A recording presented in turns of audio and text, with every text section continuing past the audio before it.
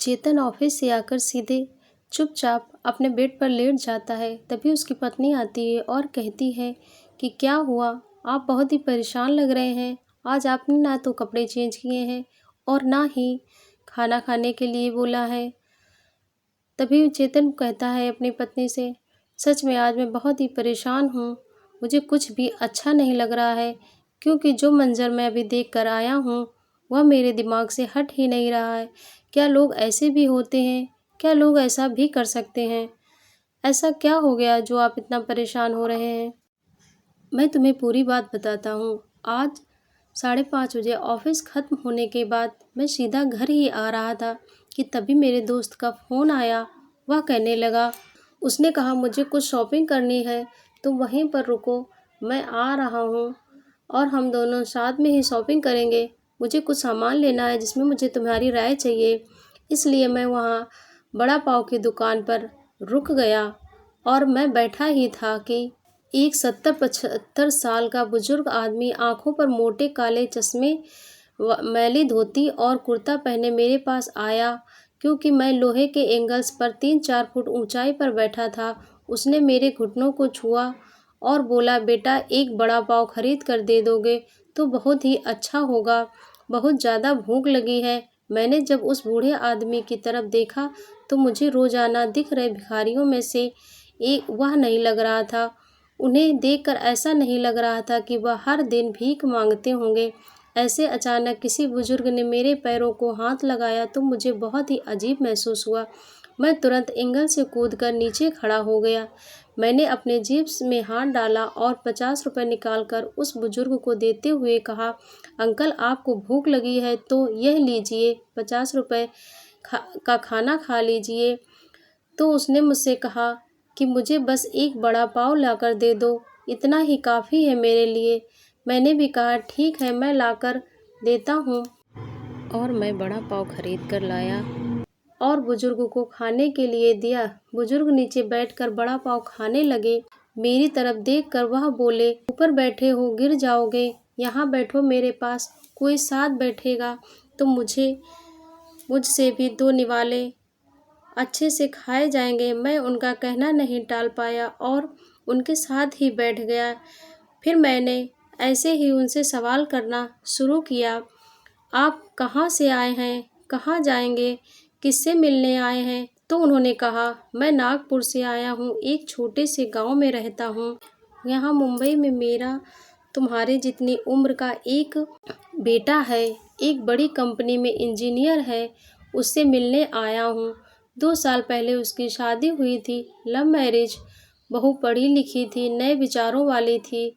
उसे सास ससुर यानी कि हम पति पत्नी गंवार लगते थे, इसलिए हमारे साथ रहना उसे अच्छा नहीं लगता था। इसलिए बेटा अब अलग रहता है यहीं मुंबई में।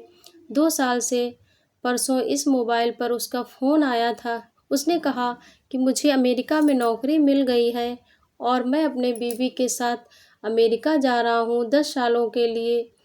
यहाँ मुंबई में था तो 6 महीने में एक बार आता था हम बूढ़े बूढ़ी को मिलने के लिए। अब इतनी दूर परदेश जा रहा है। मैंने बोला कि 10 सालों के लिए बेटा तुम जा रहे हो तो एक बार मुझसे मिलने के लिए आ जाओ, तो मैं तुम्हें जी भर के देख लूँगा। और तुम्हारी माँ भी तुमको बहुत याद करती है और उसकी तबीयत भी नहीं ठीक है। तो वह बेटा कहने लगा कि मेरे पास समय नहीं है, मुझे जल्दी ही पहुंचना है। तो मैंने सोचा कि अब तो वह 10 सालों के लिए जा रहा है। यहाँ मुंबई में था तो 6-7 महीने में वह आ जाया करता था। वह 10 साल के लिए जा रहा है, पता नहीं तब तक हम लोग जीवित भी रहेंगे या नहीं। कल शाम से एयरपोर्ट को ढूंढ रहा हूँ, लेकिन यहाँ के लोग कहते हैं कि इस एरिया में एयरपोर्ट है ही नहीं। बुजुर्ग ने एड्रेस वाली चिट्ठी मेरे हाथ में देते हुए कहा कि बेटा ज़रा तुम देखना।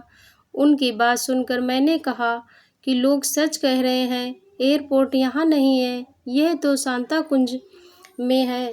बुजुर्ग ने मेरी तरफ देखकर कहा, लेकिन परसों जब बेटे का फ़ोन आया था तो उसने यही पता लिखवाया था। मुझे लगता है ये फ़ोन भी ख़राब हो गया है। फ़ोन भी नहीं आ रहा है बेटे का।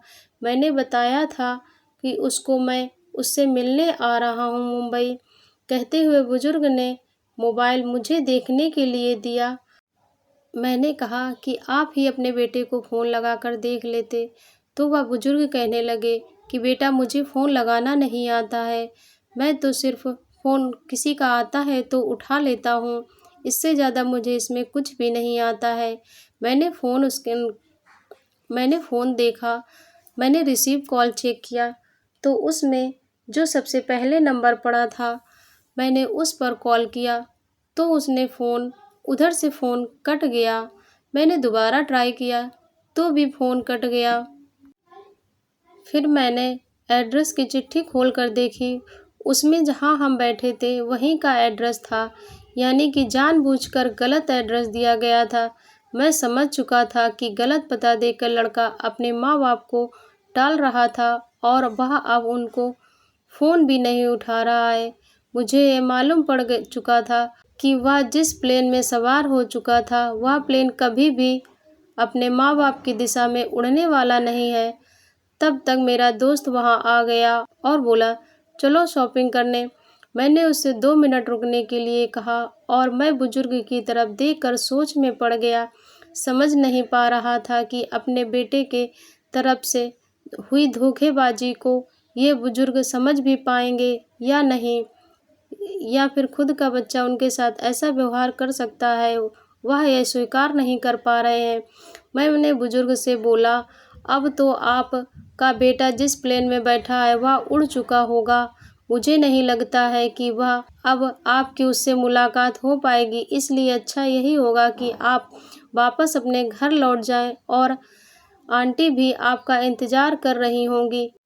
इतना सुनते ही उन बुजुर्ग की आंखों में आंसू छलक पड़े और उन्होंने अपना चश्मा निकालकर आंखों के आंसू पोंछे और कहने लगे, बेटा बहुत बहुत धन्यवाद।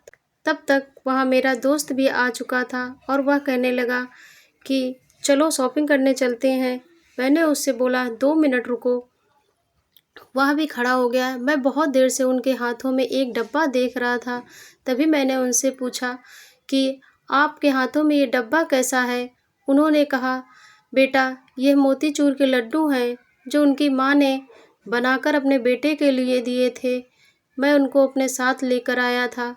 उनकी माँ ने कहा था कि बेटे को दे देना, इसलिए मैं इनको साथ लेकर आया था। अब बेटा तो चला गया है, तुम भी मेरे बेटे जैसे हो। अब मैं अगर ये लड्डू वापस ले जाऊंगा तो बेटे की माँ को बहुत ही बुरा लगेगा। ऐसा करो, ये लड्डू तुम ही साथ लिए जाओ और खा लेना। और कहने लगे कि बेटा मुझे कुछ पैसे दे दो जिससे मैं अपने गांव पहुंच सकूं, क्योंकि जो पैसे मेरे पास थे उससे तो मैंने ये मोतीचूर का लड्डू बनवाने का सामान खरीद लिया था और सोचा था कि बेटे के पास जाऊंगा तो वह दे देगा। मेरी भी आंखों में आंसू आ गए और मैंने उनको बहुत ही प्यार से बस में बैठाल दिया और कुछ पैसे उनके हाथों में थमा दिए। यही हुआ आज मेरे साथ, इसीलिए मैं परेशान हूँ। कोई ऐसे कैसे कर सकता है? अगर कहानी अच्छी लगी हो तो लाइक करें और अपनों के साथ शेयर करें।